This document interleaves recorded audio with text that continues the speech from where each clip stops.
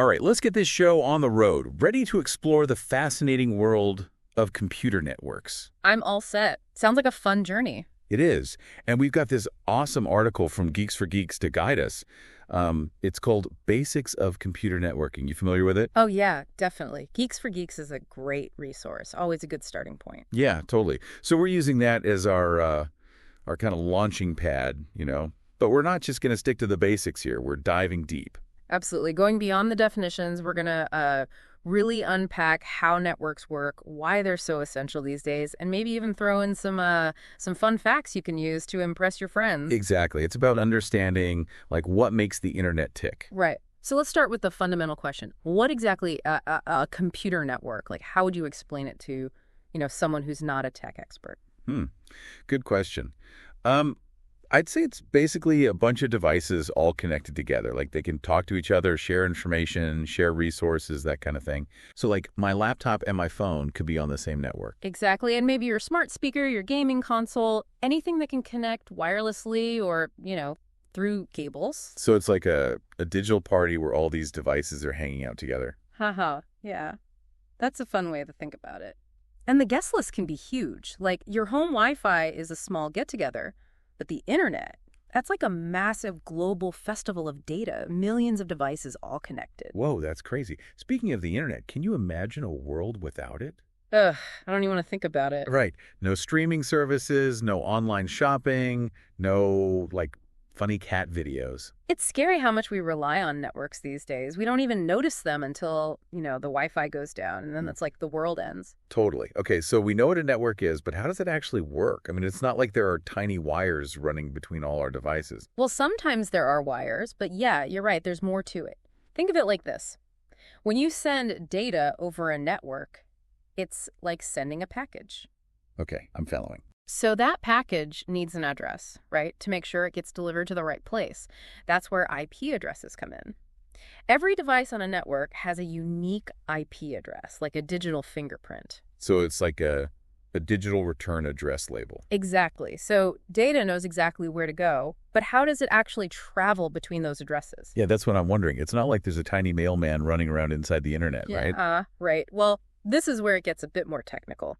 We have these things called protocols, which are basically sets of rules that govern how data is transmitted over a network. So protocols are like the traffic signals of the internet, making sure everything flows smoothly. Exactly. They ensure that data packets are sent in the right order, that they don't get lost, and that they arrive at their destination intact. Without protocols, it would be chaos. Total digital gridlock. Yeah, pretty much. Okay, so we've got our addresses and our traffic signals. Yeah. But why are networks so crucial today? I mean, weren't they invented ages ago? Back when computers took up entire rooms? Yeah, they have been around for a while, but back then they were mostly used for specialized tasks like military communications or scientific research. Right, not for cat videos. No. The real turning point was the rise of personal computers and, of course, the internet. Suddenly, everyone needed to be connected. And networks had to evolve rapidly to keep up. So how did they level up? What makes networks so powerful in the 21st century? Well, for one thing, virtualization. It's like taking a single physical network and dividing it into multiple virtual networks. But creating separate lanes on a highway. Exactly. So you can have different networks running on the same hardware, which makes everything more efficient and flexible. Smart. So we're talking about a digital highway system. Yeah, I like that analogy. And these networks can connect on a massive scale. Think about the internet. It's like a global nervous system linking billions of devices together. Whoa, that's mind-blowing. But all this sounds super complex. How do these networks adapt to constant change? I mean, technology is always evolving. You're right, it's a dynamic landscape. That's where software-defined networking comes in. It's like having traffic lights that can adjust in real time based on traffic flow. You can reconfigure networks on the fly, which is essential these days. So, no more digital gridlock. In theory, no. But seriously, it allows networks to be much more adaptable and responsive to changing needs. That's good news for all of us who rely on a smooth internet connection. What about security? With all this data flying around, is it safe? Security is paramount. Modern networks have multiple layers of protection built in, like encryption, for example. Oh, yeah, encryption. That's where you scramble the data, right? Okay. So it's unreadable to anyone who doesn't have the key. Exactly. It's like sending a secret message in code. And there are firewalls, which act like security checkpoints, controlling what traffic is allowed in and out of a network. So it's like a digital fortress protecting our data. Ah, you got it. But it's not just about building walls. It's also about having systems in place to detect and respond to threats, like intrusion detection systems, which are constantly monitoring for suspicious activity. So it's like having digital guards patrolling the network. Exactly. Network security is a constantly evolving field. As attackers come up with new ways to exploit vulnerabilities, security professionals have to develop new defenses. It's an ongoing arms race. Sounds intense. Okay, so we've got a handle on the security aspect, but there are different types of networks, right? Not just the internet. Oh, yeah. We've got local area networks, or LANs for short. These are networks that cover a limited area, like your home or office. So my home Wi-Fi, that's a LAN. Yep. Then you have wide area networks, or WANs, which cover much larger areas like cities or even countries. Okay, and the internet is a WAN. It's the biggest WAN of them all. It connects countless LANs together. It's a network of networks. Whoa. Mind-blowing, isn't it? And then you have cloud networks, which are a bit different. They're built on top of WANs and offered by providers like Amazon or Google. Ah, the cloud. Everyone's talking about the cloud. Right. Think of it like a giant data center that you can tap into for storage and computing power. It's like having a virtual hard drive and a virtual computer all in one. So we've got our local networks, our massive global network, and our cloud-host networks. Yeah. What else is there to know about how these networks are structured? Well, let's talk about network architecture. There are two main types: client-server and peer-to-peer. Network architecture. Okay, I'm intrigued. What's the difference? In a client-server setup, you have powerful servers that act like central hubs, managing resources and doling them out to client devices, like your computer or phone. Think of it like a library. A library. Yeah, the server is the librarian, holding all the books, and the clients are the patrons, requesting information. Got it. So the server is the brains of the operation. Pretty much. Now, in a peer-to-peer network, there's no central authority. Every device can be both a client and a server, sharing resources directly with each other. So it's more like a potluck dinner where everyone brings a dish to share. Yeah. It's a more decentralized approach. I like that. So we've got different network types and different ways of structuring them. What else is essential to understanding how this whole digital world works? Well, we can't talk about networks without mentioning the OSI model. It's a conceptual framework that breaks down network communication into 7 distinct layers. 7 layers. That sounds complicated. It can be, but don't worry, we're not going to go through each layer in detail. The main idea is that each layer performs specific tasks, and they all work together to ensure seamless communication. Okay, so it's like a well-oiled machine with all these different parts working in harmony. Exactly. And within these layers, there are a ton of fascinating details. Like, did you know that there are unique identifiers used in networks to keep track of all the devices and data? Ooh, identifiers. Tell me more. Identifiers, huh? It's like every device has its own little digital passport or something. Yeah, exactly. Like we talked about before, IP addresses are kind of like a street address for a device, right? But there's also the host name, which is more like a nickname, easier for us humans to remember. So instead of trying to memorize a bunch of numbers, I can just call my computer like Sparky. Exactly. And then you've got the MXE address, which is kind of like a birth certificate. It's permanently assigned to the network card, and it's unique to that device. So we've got the street address, the nickname, and the birth certificate. What other kinds of ID are we talking about? Oh, there are ports. Think of these like doors on a building. Each port has a number, and it's used for a specific type of data traffic. Like web traffic usually goes through port 80, while email uses port 25. So it's like having designated entrances for different types of deliveries. Makes sense. And when you combine an IP address and a port number, you get what's called a socket that pinpoints the exact destination for data. It's like having this specific apartment number within a building. Wow, this is making so much more sense now. So how does all this work in practice? Like, you can give me a real-world example. Sure. Let's say you're typing a website address into your browser, like, google.com. Your computer needs to figure out the IP address associated with that domain name. That's where DNS comes in the domain name system. DNS. It's like the internet's phone book, right? Exactly. It translates those human-readable domain names into the numerical IP addresses that computers understand. So my computer sends a query to a DNS server, like, hey, what's the IP address for google.com? Yep. And once it gets that IP address, it can establish a connection with the web server that hosts the Google website. Boom, I've got Google at my fingertips. Almost. It also needs to specify the right port number, usually port 80 for web traffic. Then it sends a request to the server asking for the website's data. It's like knocking on the right door at the right address. Pretty cool. And then the server sends back the requested data, which your browser displays as a web page. Voila! It's amazing how much is happening behind the scenes just to load a simple website.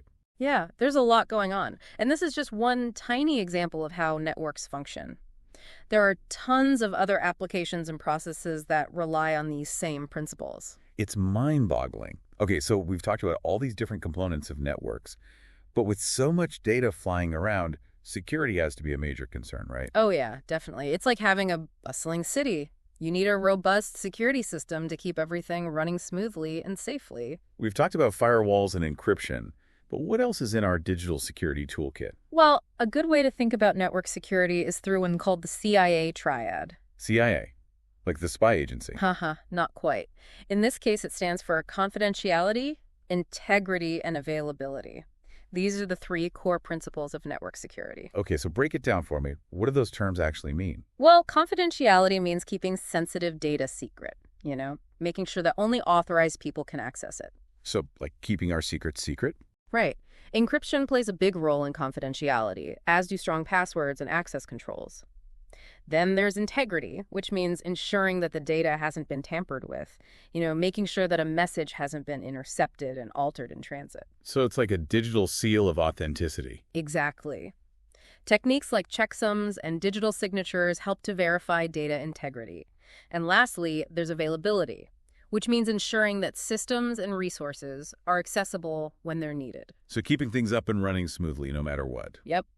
This involves things like preventing denial of service attacks, having backup systems in place, and making sure networks are resilient to failures. So by focusing on these three areas, confidentiality, integrity, and availability, we can build really robust network security systems. Absolutely. It's all about protecting our data and making sure our networks are reliable and trustworthy. Sounds like network security is kind of a cat and mouse game. Yeah. Always staying one step ahead of the bad guys. Oh, for sure. As technology evolves, so do the methods that attackers use. But luckily, security professionals are constantly developing new and innovative ways to protect our data. It's good to know there are people out there working to keep the digital world safe. But let's bring it back to our listeners for a minute. Why should they care about all this? How does understanding computer networks actually benefit them in their everyday lives? That's a great question. Networks aren't just for tech experts anymore. They're woven into every aspect of our lives, from how we communicate with friends and family to how we work, learn, and entertain ourselves. It's true. We don't really think about networks until something goes wrong, and then we realize how much we depend on them. Exactly. Understanding how networks work can help you troubleshoot problems, make informed decisions about technology, and protect yourself from online threats. It's about empowering yourself in a digital world. I like that.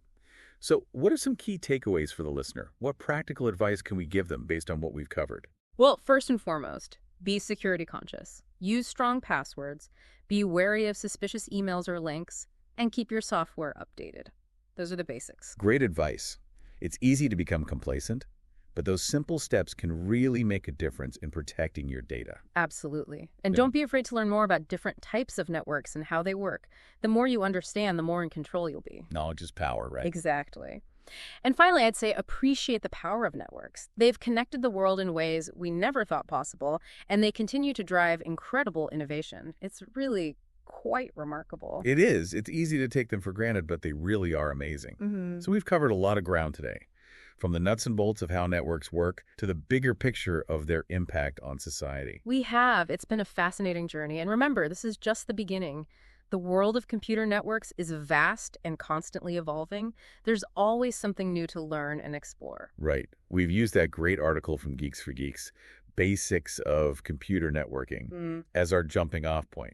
And we've built on those foundations, adding more context and exploring new ideas. We sure have.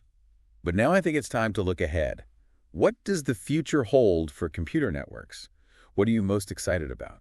Ooh, that's a great question. So the future of networks. What's it going to look like? What are we talking about here? Oh, man, the possibilities are endless. I think healthcare is going to be huge. Oh, really? How so? Well, imagine, like, remote surgery becoming totally routine, Mm-hmm. with super fast, ultra reliable networks. It could be like the doctors right there in the room with the patient, even if they're miles apart. Whoa. Doctors operating on patients from across the world. That's like something out of Star Trek or something. I know, right? But it's closer than you think. And it's not just healthcare. Think about education. Imagine, like, immersive virtual classrooms. Students from all over the globe could learn from the best teachers no matter where they live. Yeah, that's amazing. No more limitations based on location. Everyone has access to the same opportunities. Exactly. And businesses, too, could benefit in so many ways. Imagine being able to optimize supply chains in real time, like as things are happening. Wow, that would be incredible. No more delays, no more waste. Everything running like a well-oiled machine. Exactly.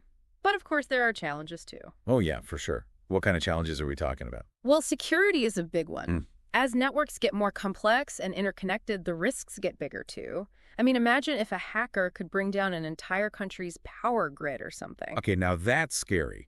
So what can we do about it? We need even more sophisticated security systems, like AI-powered systems that can anticipate and neutralize threats before they even emerge.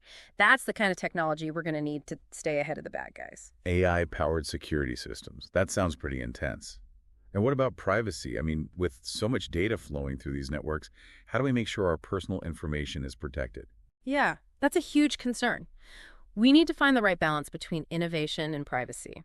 We got to be really thoughtful about how we collect, store, and use data in this hyper-connected world. Transparency and user control are going to be absolutely crucial. It's a tricky balance for sure. But it sounds like these challenges are also opportunities, right? I mean, Yeah. if you can overcome these obstacles, the future of networks is incredibly bright. I think so, yeah. And it's important to remember that this future isn't predetermined. We're all actively shaping it through the choices we make. That's a powerful thought. So it's not just about technology, it's about how we use it. Exactly. By understanding how networks work, the benefits they offer, and the risks involved, we can make informed decisions and help guide the development of this incredible technology. Wow, this has been an amazing conversation. We've covered so much ground, from the basic building blocks of networks to their potential impact on the future of society. I've really enjoyed it too. It's fascinating to see how much people are engaging with this topic. Yeah, I agree. I think the article from Geeks4Geeks, Basics of Computer Networking, was a great starting point. It gave us a solid foundation to build on. But we've gone way beyond the basics today. We have, but even with all we've discussed, we've just scratched the surface. The world of computer networks is vast and constantly evolving. It's an ongoing journey of discovery. Exactly. So keep learning, keep exploring, and most importantly, keep connecting. Well said. And that's a wrap for today's deep dive. Thanks for joining us. We'll catch you next time for another exciting exploration of the digital world.